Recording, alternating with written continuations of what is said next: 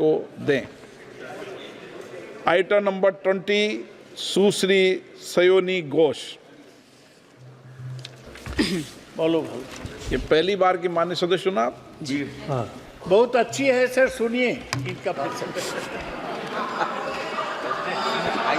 आप बीच में मत टोकना उनको और सलाह मत देना, आप पीछे सीट पे चल जाओ। धन्यवाद अध्यक्ष महोदय, आपने मुझे बोलने का मौका दिया। मैं जादवपुर लोकसभा क्षेत्र से पहली बार चुनकर इस सदन में आई हूं और मैं धन्यवाद देना चाहती हूं मेरी लीडर ममता बनर्जी और अभिषेक बनर्जी का और जादवपुर लोकसभा क्षेत्र के सारे वोटरों का जिन्होंने मुझे भारी बहुमत से जिताया और इस सदन में भेज के बीजेपी को एक पैगाम दिया कि पश्चिम बंगाल में माननीय सदन में इन नेताओं को धन्यवाद नहीं होता। आप और ये संदेश सर, ये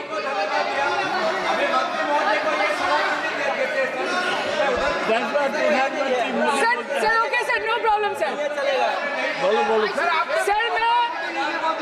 सर मैं धन्यवाद देना चाहती हूँ जादवपुर लोकसभा क्षेत्र के लोगों का जिन्होंने मुझे भारी बहुमत से यहाँ पे जिता के भेजा और ये पैगाम दिया कि पश्चिम बंगाल में नफरत की रणनीति और धोखेबाजी की राजनीति नहीं चलेगी।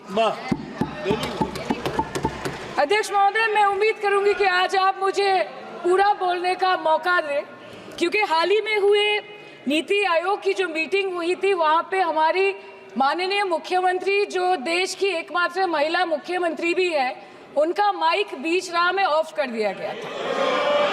वो बंगाल के अरे अभी तो शुरुआत है, ये तो ट्रेलर है, पिक्चर बाकी है।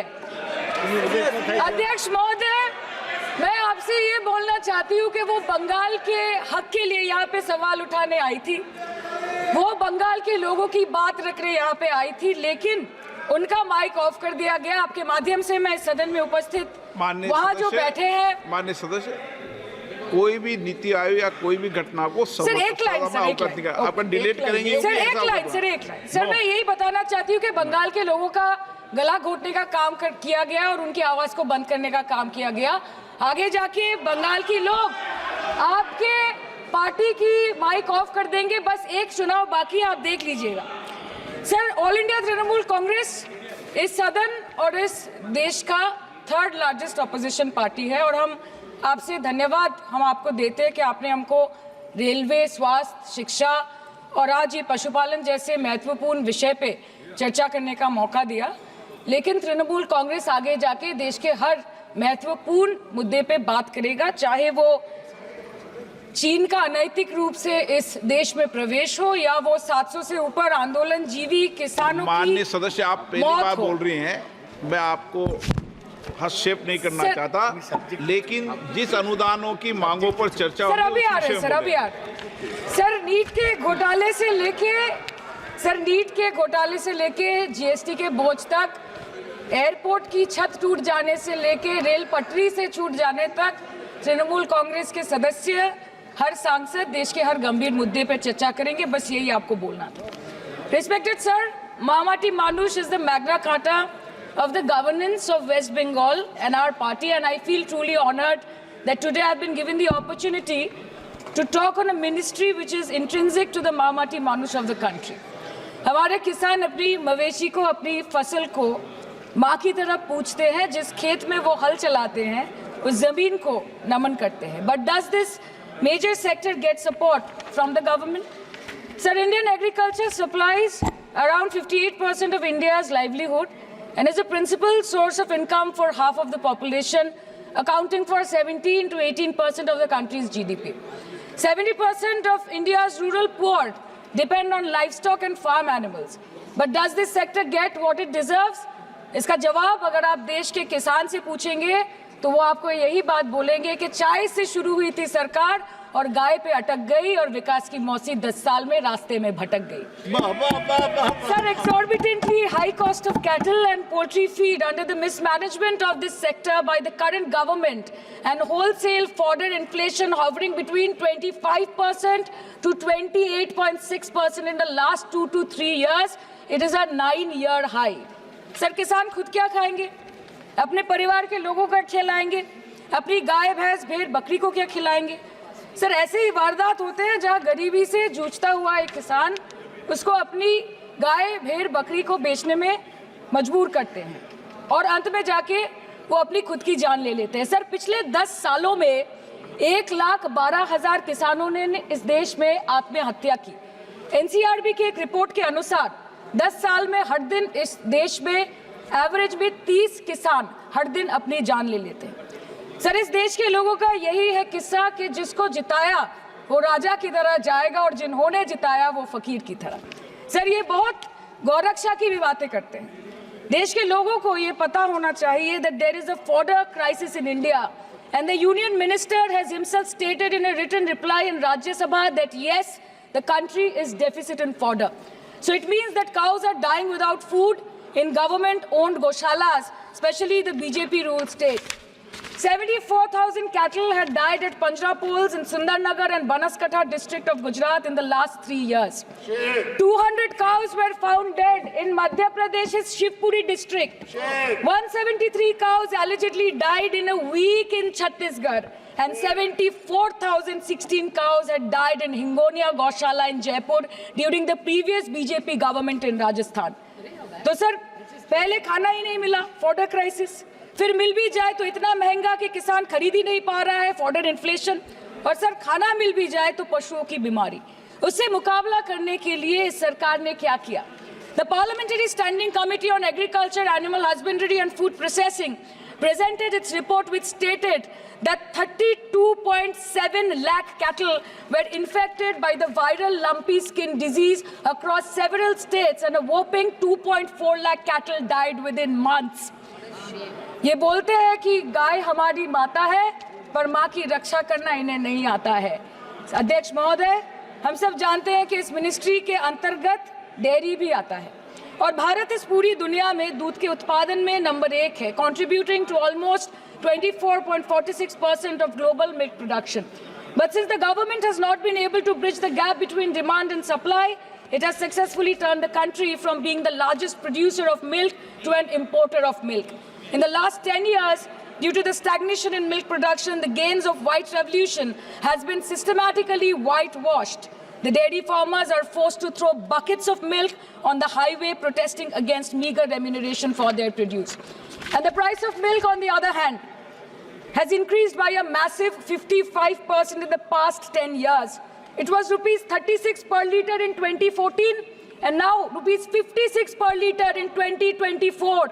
When this government came to power, the first thing the milk producing companies regulated by it did was to increase the price of milk by rupees 2 per litre. This was their revenge on the people of India for not providing a majority to the BJP.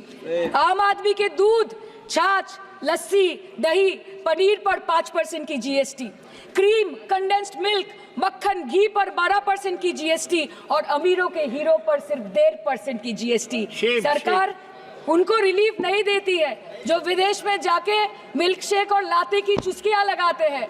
ये सरकार उनको relief नहीं देती जो आम आदमी 2 packet दूध खरीदने से पहले 10 बार सोचता है।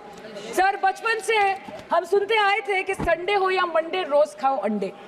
India rank 2nd in egg production in the world और अंडे का फंडा यही है सर कि भारत के बच्चों के किस्मत में महीने में एक अंडा नहीं मिलता। मिड डे मील के चलते हफ्ते में अगर एक आध अंडा मिल भी रहा था तो कहीं धर्म के नाम पे तो कहीं महंगाई के चलते उसे बंद करने की मांग उठ रही है। Sir, more than 50% children under the age of 5 suffer from chronic malnutrition in the country and roughly 17% children are underweight, and yet most BJP-ruled states do not serve eggs in midday meal scheme. This is the example of Poshan Kal in India. Sir, अंत पे आते हैं मच्छी पे। आप लोगों को ज्यादा पसंद नहीं पर हम क्या करें, हम तो माछे भाते बंगाली है, हमको तो बोलना ही पड़ेगा।